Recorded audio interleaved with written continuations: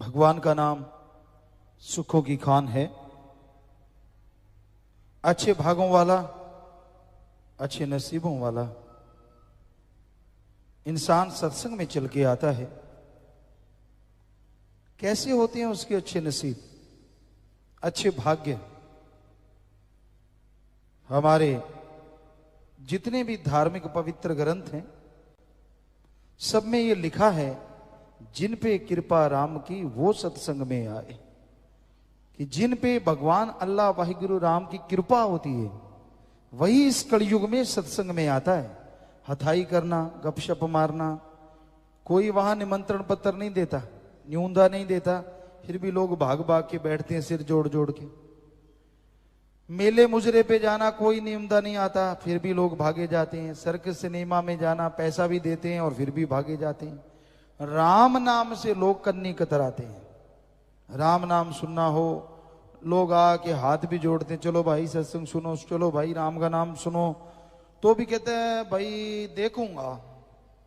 ले भाई देखेगा क्या, बस एहसान करता है। फिर भी मैं आऊंगा, चल तू इतना कहता है तो मैं आऊंगा।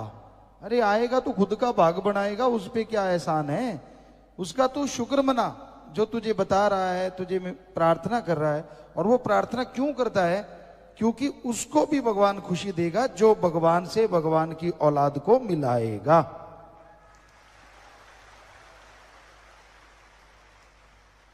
तो भागों वाले चल के आते हैं और सत्संग सुन के जो अमल किया करते हैं उनके और भाग्य बन जाया करते हैं। आमतौर पे कहा जाता है जो भाग्य में लिखा है वो ही मिलेगा, जो भगवान कहेगा वो ही मिलेगा। वाकई सच है, जो भाग्य में लिखा वो तो मिलेगा, लेकिन 84 लाख जोनियों में आदमी एक ऐसा शरीर है जो अपने भाग्य को बदल सकता है। जानवर, पक्षी, कीड़े मकोड़े, पेड़ पौधे, देवी देवता, कोई भी अपने भाग्य को नहीं बदल सकता। सिर्फ आदमी को अधिकार है कि वो अपने भाग्य को बदल सकता है। और भाग्य कैसे बदलता है? आदमी सत्संग सुने, सुन के अमल करे, संत जो वचन कहें उनको माने तो भाग्य बदलता है। सिर्फ सुन के छोड़ देने से भाग्य नहीं बदलता। उसका पुण्य तो जरूर मिलेगा, आपकी आत्मा के खाते में जमा तो जरूर हो जाएगा, लेकिन ये नहीं है कि उससे आपका भाग्य बदल जाएगा। अगर आप भाग्य बदलवाना है, भाग्य बदलना चाहते हो, तो आपको संतों के वचन सुनने होंगे, सुन के फिर मानने होंगे। सुन के जो मानते हैं, सुन के जो अमल करते हैं, उनके ही भाग्य बदला करते हैं। संत ऐसा क्या कहते हैं जो मानना चाहिए? संत कहते हैं तेरा असली जो काम इस दुनिया में है वो है भगवान का नाम लेना। ओम हरि अल्लाह वाहिगुरु गॉड, खुदा रब ईश्वर प्रभु परमात्मा भगवान मालिक, अरबों नाम हैं जिसके, पर वो एक है। उसका नाम जपने के लिए हे इंसान, हे आदमी, तुझे भगवान ने यहां भेजा है, इस धरती पे भेजा है। क्या होगा भगवान का नाम जपने से? जीते जी गम दुख दर्द चिंताएं मिट जाएंगी और मरणोपरांत गम दुख दर्द सब दूर हो जाएंगे। गम दुख दर्द चिंताएं सब मिट जाती हैं, चिंता मुक्त हो जाता है आदमी। जीते जी मुक्ति मिले और मरणोपरांत मुक्ति मिले, इसी का नाम सच्चा मोक्ष। जीते जी गम दुख दर्द चिंता बीमारियों से, मरने के बाद आवागमन से। कोई आदमी कहे जी मैंने तो नाम लिया है, मेरे तो जीते जी बीमारियां तो खत्म हुई नहीं, टेंशन तो खत्म हुई नहीं, समस्याएं तो खत्म हुई नहीं। क्या तू घंटा सुबह शाम नाम जपता है? क्या तू संतों के वचनों पे अमल करता है? कर, लिख के गारंटी ले ले, जीते जी गम दुख दर्द चिंताएं सारी मिट जाएंगी। कहता नहीं, नाम नहीं जपा जाता, वो तो आप ही जपो। तो फिर कर्म भी आप ही भुगतो। बताओ क्या किया जाए। संत तो तरीका बताते हैं। डॉक्टर कहता है तेरा जख्म है, इसको इस मरम लगा ठीक हो जाएगा। कहता नहीं, मरम थे ही लगाओ। तो डॉक्टर मरम लगाएगा, जख्म तेरा कियां भर जासी भाई बोल। तो बात वही है कि राम नाम तो खुद को जपना पड़ेगा। जपोगे तो गम दुख दर्द चिंता परेशानियां जीते जी 100% खत्म होंगी, और मरने के बाद मुक्ति मिलेगी, इसका आपको अंदर से भगवान यकीन दिला देंगे, आपको दिखा देंगे। तो यही जरूरी है, संत के वचन सुनो और अमल करो। जब तक जीव मानता नहीं, उसे वो खुशियां नहीं मिलती जिसका वो अधिकारी है। उसे वो भगवान के दर्शन नहीं होते जिसके करने का मालिक ने उसको हुक्म दिया है या शक्ति दी है। बाकी शरीर तो सहन ही नहीं कर सकते भगवान के नूरी स्वरूप को। एक मनुष्य शरीर है जो भगवान के नूरी स्वरूप को सहन कर सकता है, पर ये सुमरण करेगा तभी सहन करने के काबिल बनेगा, वरना ये भी सहन नहीं कर सकता उसके नूरी स्वरूप को। कई कह देते हैं ना, चलो हम तो नहीं देख सकते, भगवान ही दर्शन दे दे। कहते मूसा ने सुई के नक्के में से, सुई का नक्का मतलब इतनी सी जगह जो दोनों उंगलियों चारों के बीच में है, सुई का नक्का जिधर धागा डलता है, उतनी सी जगह में से, मतलब उतना अल्लाह का नूर देखा था और वो कोमा में चला गया था। इतना ज्यादा नूर था, इतनी ज्यादा खुशी थी कि उसे झेल नहीं पाया। उसके बाद अल्लाह ने कहा इबादत किया कर, फिर तुझे नजारे दिखाऊंगा। फिर इबादत की, फिर नूरी स्वरूप नजर आया। तो लोग कहते भगवान तो है, उसको किसने रोका, वो दर्शन क्यों नहीं देता? भगवान ने आपको पागल बनाना है क्या सबको? वो दर्शन देता जाए और सारे के सारे पागल झेल ना पाए, दिमाग उड़ जाए, तो फिर कहोगे भगवान को तो पता था, उसने क्यों दिए दर्शन?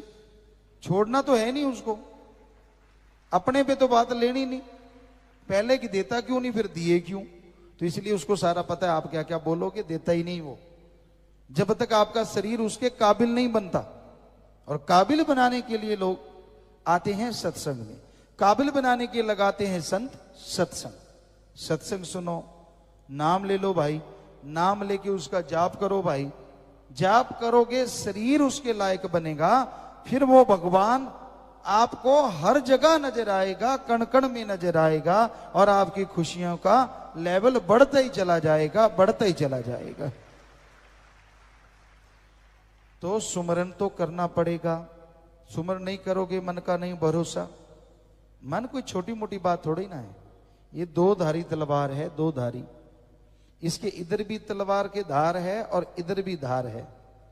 पहले ये गलतियां करवाता है आदमी से, पाप कर्म करवा लिए, वचन नहीं मानने दिए, बुरे कर्म करवा लिए। अब अगर संत पीर फकीर फिर माफी कर दें कि चल भाई तुझे माफी है, मन फिर दूसरी तरफ चल पड़ता है। अब तुझे खुशी, मतलब ही नहीं है, अब तो तू निगाह में गिर गया, अब थोड़ी ना तू वहां पहुंच सकता है, हो ही नहीं सकता, मतलब ही नहीं है। तो मन ऐसी जालिम ताकत है, दोनों तरफ से नहीं छोड़ता। पहले गलती करवाता है तो गलती करवा देता है, इसलिए नहीं छोड़ता। फिर संत पीर फकीर माफ कर दें, मानने नहीं देता कि तुझे खुशी मिलेगी। तो संत पीर फकीर अगर माफ कर दे ना, भगवान भी उसे नहीं रोकता, वो माफ कर देता है कि जब फकीर ने कर दिया, मेरी तरफ से भी माफ। वो कहते हैं भगवान की बांधी भक्त छुड़ावे। भक्त की बांधी कौन छुड़ावे? भगवान। यानी भगवान अगर कोई ऐसा कर भी देना भक्त को, तो संत गुरु जो होते हैं वो मालिक से दुआ करके भगवान के शराफ को खत्म कर देते हैं। पर गुरु की ना माने जीव और फिर बुरा हाल हो जाए, तो फिर भगवान भी दखल नहीं देता भाई, कि जब ये फकीर की नहीं मानता, मेरी क्यों मानेगा? फकीर तो सामने नजर आता है, गुरु तो नजर आता है, भगवान तो नजर ही नहीं आता। तो इसलिए संतों की बात सुनो और अमल किया करो, ताकि आपके गम दुख दर्द चिंताई परेशानियां मिट जाएं। वचनों पे चला करो। कम से कम शुरू कर लो 15 मिनट सुबह शाम सुमन करना, 10 मिनट सुबह शाम सुमन करना। नियम बना लो, नियम। या फिर ऐसा करो 10-12 दिन रोटी ना खाओ, देखते हैं। नहीं, 10-12 दिन 10-12 घंटे में आंखें बाहर आ जाती हैं। और कई होते हैं 8 पहर के बाद खाते हैं, और कई होते हैं 8 पहर खाते हैं। खाना तो नहीं छोड़ते, पीना नहीं छोड़ते, चाय दूध लेट हो जाए सिर कौन सा ना फाड़ दे एक दूसरे का, इतना लेट कर दिया दे धड़ाक। तो सुमरण नहीं करते, भगवान तो कुछ नहीं कहता मेरा सुमरण नहीं करते। भाई क्या बात, आज किया नहीं, सुबह शाम क्यों नहीं किया? सुमरण को फालतू का काम समझते हैं। और जब जान आ गई आफत में, फिर भगवान ही भगवान, हे राम, हे अल्लाह, हे वाहिगुरु, हे ईश्वर, बचा ले मुझे, बचा ले मुझे, बचा ले मुझे, बचा। क्यों? पहले किधर गया था? पहले तो कभी याद नहीं किया। तो आपको कल भी सुनाया था, दुख में सुमरन सब करें और सुख में करे न कोय, जो सुख में सुमरन करें तो दुख काहे को होए। जब सुख है, जब शांति है, तो सुमरण लगातार करते रहो, ताकि आने वाला दुख आए ही ना, आने वाली परेशानी ना आए। दुख में करते हैं और दुख में होता नहीं, दुखी इतने होते हैं, परेशानियां इतनी होती हैं, कहता नाम नहीं जपा जाता। तो पहले जप लेता ना, तो तू सुख में जपना चाहता है ना दुख में जपना चाहता है, जपेगा कब? इसलिए भाई सुख में नियम बना लो। जैसे खाना खाना जरूरी, हम आपको रोकते नहीं, खाओ जितना मर्जी, आपकी मर्जी, आपका पेट, आपका काम, बढ़ाओ कम करो जो मर्जी। तो हम तो ये कहते हैं जैसे खाना खाना शरीर के लिए जरूरी, चाय दूध लेना शरीर के लिए जरूरी, उसी तरह राम का नाम जपना इनसे अरबों गुना ज्यादा जरूरी। टाइम रख लो, टाइम के बिना नहीं जाप होगा। सुबह इस टाइम पे, शाम को इस टाइम पे जाप करेंगे ही करेंगे। अगर करोगे तो जरूर मन काबू में होगा, मालिक की कृपा होगी और अंदर बाहर खुशियों से आप माला। पिता परमात्मा, सारी सृष्टि को जिसने बनाया, हर किसी के अंदर कण कण में, जर्रे जर्रे में, हर पल हर समय जो मौजूद रहता है, सच्ची भावना हृदय से जो उसे याद करते हैं, उन पे उसके रहमो करम का रंग ऐसा चढ़ता है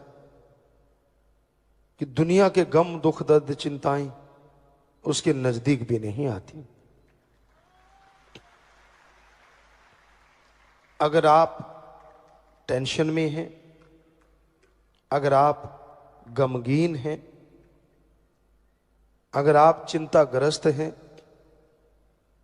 अगर आपके दिमाग पे बहुत बोझ है, तो सीधा सा अर्थ है आप सुमरण नहीं करते, सेवा नहीं करते, आप वचनों में कमियां हैं, वचन नहीं मानते। वरना साईं मस्ताना जी महाराज के वचन 100% सच थे, सच हैं, सच रहेंगे कि सच्चे सौदे का मुरीद वचन अगर मानता है, थोड़ा सेवा सिमरण सेवा करता है, तो उसे ना अंदर कमी रहे ना बाहर कमी रहे। आपने जो बोया है काटना तो पड़ेगा, और जब काटते हैं फिर आप चिल्लाते हैं, जब बोते हैं तो बड़े हंसते हैं, बड़े खुश होते हैं। तब तो मटर गश्ती समझ में नहीं आती कुछ।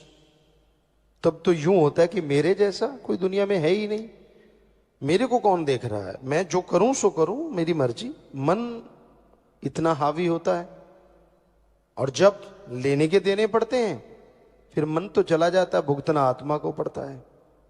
फिर आप तड़पते हैं, फिर आप गुरु पीर फकीर अल्लाह राम की निंदा चुगली, मेरे साथ ऐसा क्यों, मेरे साथ ऐसा क्यों हुआ, वैसा क्यों हुआ। ये नहीं कहते कि मैंने कर्म ऐसे किए तो ऐसा हुआ। हमें बहुत कम लोग मिले जो ये कहते हैं कि मेरा कर्म जैसे हैं मैं वैसा भोग रहा हूं। ज्यादातर दोष लगाते हैं माँ बाप पे, बहन भाई पे, यार दोस्त पे, पार्टनर पे कि मेरा वो हिस्सा दबा गया, या फिर रहती खुदी कसर अपने गुरु पे कि उसने क्यों नहीं बचाया। खुद की कमी को कभी कोई मानता नहीं, और जो मानता है वो कमियां निकाल लेता है, ये सच। जिसको यह लगे कि हाँ भाई मेरे में कमियां हैं, मुझसे गुस्ताखियां हुई हैं, गलतियां हुई हैं, मैं सुमरण करूंगा, सेवा करूंगा, भक्ति करूंगा और जरूर निकल जाएंगी, तो वो निकल जाती हैं। तो टेंशन मत लिया करो। टेंशन से दिन रात लिए रखो, ना आपका फायदा, ना परिवार का फायदा, और ना ही कोई खुशी मिलेगी। टेंशन की जगह सुमरन करो, सेवा करो, शरीर भी तंदुरुस्त रहेगा और मालिक की तमाम खुशियों के हकदार भी आप बनते जाएंगे। हर कोई मर्जी का मालिक है, हर कोई अपनी इच्छाओं के अनुसार जीता है, पर ऐसी सोहबत ना करो यहां निंदा ही निंदा हो, यहां अल्लाह वाहिगुरु मालिक की चर्चा ना हो। ऐसी सोहबत करोगे तो जीते जी मरने जैसा हो जाता है। क्योंकि जिसकी आदत बन जाती है निंदा चुगली करना, वो किसी को नहीं छोड़ता। उसके सामने से कोई गुजर गया, ये फलां ऐसा है, फलां ऐसी है, ये तो है ही ऐसी, ये तो है ही वैसी।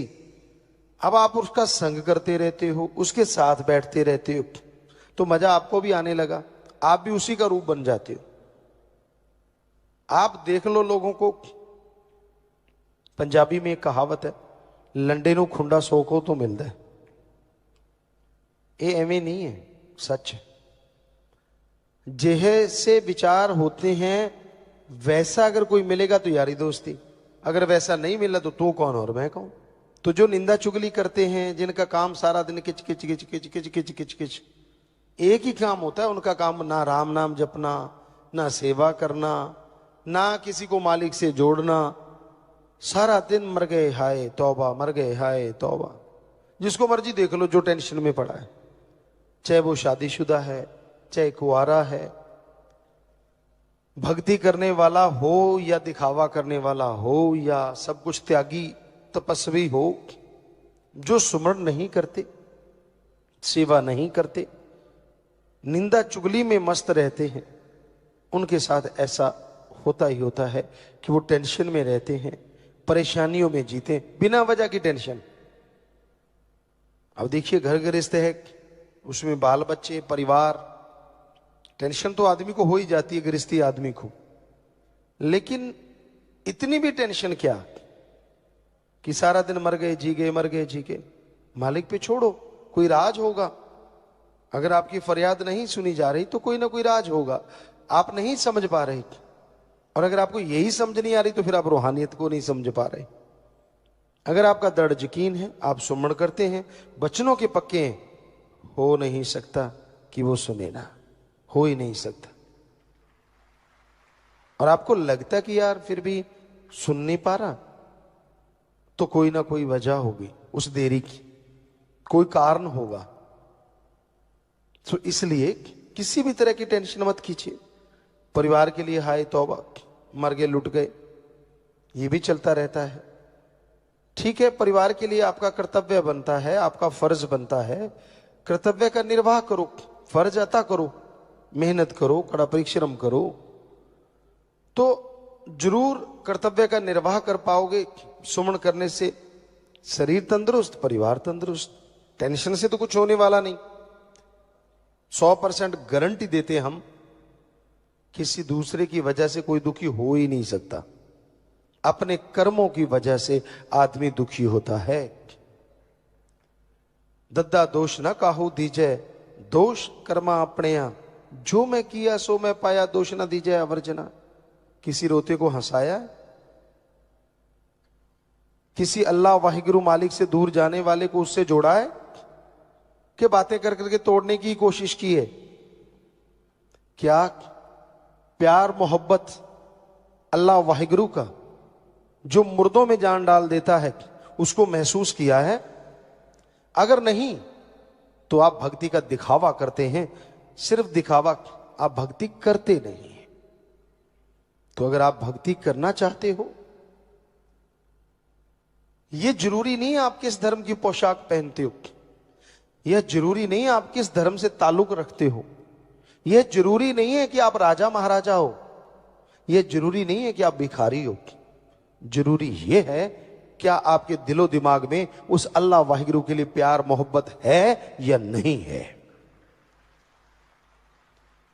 अगर उसके लिए आपके अंदर तड़प है, तो हम आपको गारंटी देते हैं, अरे हमारी मां, हम जब छोटे होते थे व्याकुलता से रो उठते थे, तड़प जाते थे, मां दौड़ के आती थी, दूध देती थी। अगर अल्लाह वाहिगुरु के लिए तड़पोगे, हम गारंटी देते हैं वो भी दौड़ के चला आएगा और जरूर दर्श दीदार देगा।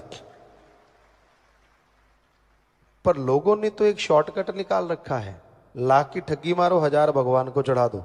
भगवान भी ना बोले, 99,000 हमारा भी एक नंबर का, भगवान को 1000 मिल गया, वो भी खुश, दोनों ही खुश।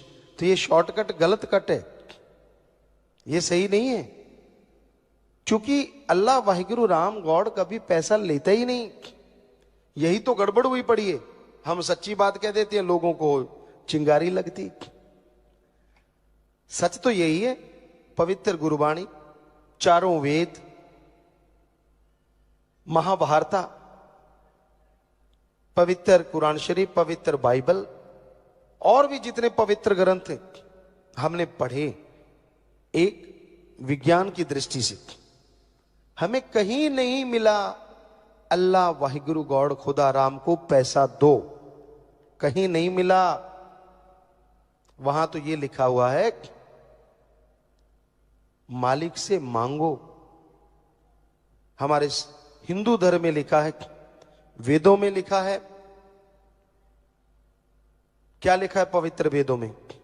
भगवान से मांगो अच्छी धरती ताकि फसल अच्छी हो, अच्छा हवा ताकि हम तंदुरुस्त रहें, अच्छा पानी, अच्छी सेहत, अच्छी संतान। भगवान से मांगना है तो भगवान को मांगो।